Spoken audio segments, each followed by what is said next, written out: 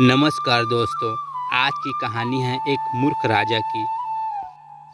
बहुत पुरानी बात है। किसी गांव में एक चोर रात में एक घर में चोरी करने गया।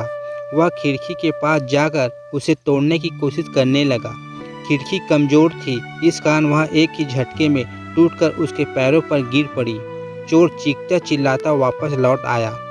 दूसरे दिन वह चोर लंगड़ाता हुआ राजा के दरबार में पहुंचा और राजा से बोला, महाराज, मैं एक चोर हूँ। कल मैं एक घर में चोरी करने गया, लेकिन उस मकान की खिड़की को मैंने जैसे ही धक्का दिया वह टूटकर मेरे पैरों पर गिर पड़ी, जिससे मेरा पैर टूट गया। राजा सनकी था।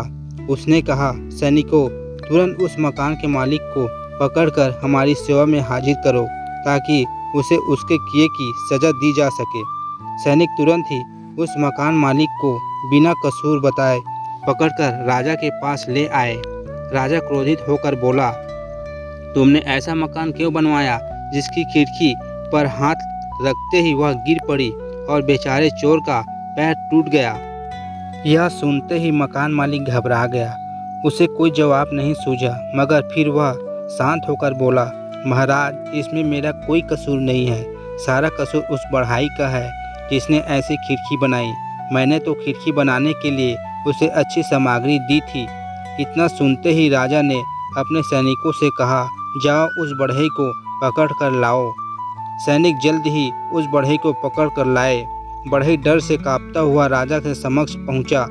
राजा गुर्राया, क्यों रे बढ़ई, जब मकान मालिक ने तुम्हें अच्छी सामग्री दी थी तो तुमने खिड़की खराब क्यों बनाई कि हाथ लगते ही वह खिड़की गिर पड़ी और बेचारा यह चोर लंगड़ा हो गया।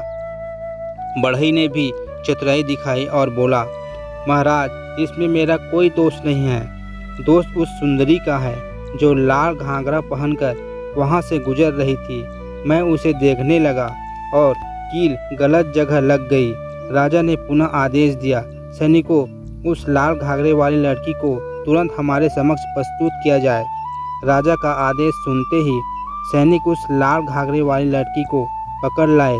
लड़की के आते ही राजा गुस्से से बोला, सुंदरी, तुम लाल घाघरा पहनकर उस जगह से क्यों गुजरी जहां वह बढ़ई काम कर रहा था? तुम्हें देखने के कारण इसने कील गलत जगह लगा दी और खिड़की कमजोर हो गई और खिड़की गिरने से बेचारा चोर का पैर टूट गया। सुंदरी बोली, महाराज, मुझे यह सुंदर रूप तो भगवान ने दिया है, लेकिन इतना अच्छा घाघरा फल्ला दर्जी ने तैयार किया है। राजा ने सैनिकों की ओर देखा। सैनिक समझ गए और तत्काल दर्जी को घसीटकर दरबार में ले आए। राजा ने दर्जी से कहा, तुमने इस सुंदरी के घाघरे को इतना अच्छा क्यों बना दिया कि लड़की की सुंदरता बढ़ गई। इस कारण बढ़ई उसे देखने लगा और उसकी कील गलत जगह लग गई। फलस्वरूप खिड़की कमजोर बन गई और वह चोर के छूते ही उसके ऊपर गिर गई, जिससे बेचारा चोर लंगड़ा हो गया। इसलिए तुम्हें फांसी की सजा दी जाती है। बेचारा दर्जी गिड़गिड़ाता रहा, लेकिन मूर्ख राजा न माना। सैनिक उसे फांसी गृह ले गए। सैनिकों ने देखा कि दर्जी काफ़ी लंबा है और फांसी का दरवाज़ा छोटा है। फांसी पर लटकाने पर उसके पैर जमीन पर टिक जाते, इस कारण उसे फांसी के फंदे पर लटकाना कठिन था। वह राजा के पास गए और अपनी समस्या बताई।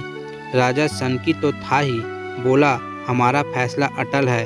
अगर यह दर्जी लंबा है तो किसी छोटे दर्जी को पकड़कर उसे फांसी दे दी जाए। यह सुनकर सैनिक एक छोटे दर्जी को पकड़ लाए। उस छोटे दर्जी के साथ उसके घर वाले और मोहल्ले वाले काफ़ी लोग भी वहां पहुंच गए।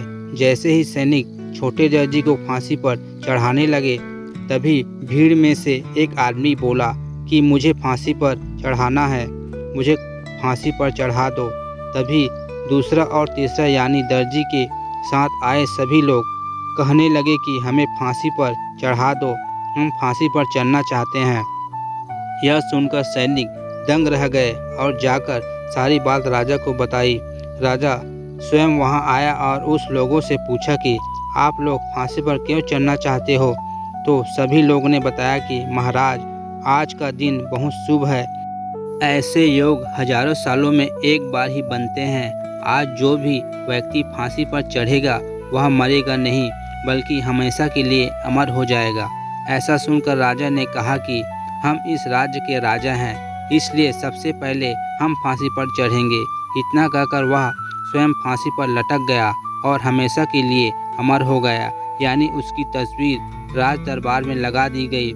इस प्रकार जनता को एक मूर्ख राजा से छुटकारा मिल गया और कई सारे निर्दोष लोगों की जान बच गई। अगर वीडियो पसंद आए हो तो वीडियो को लाइक, शेयर और चैनल को सब्सक्राइब करना ना भूलें।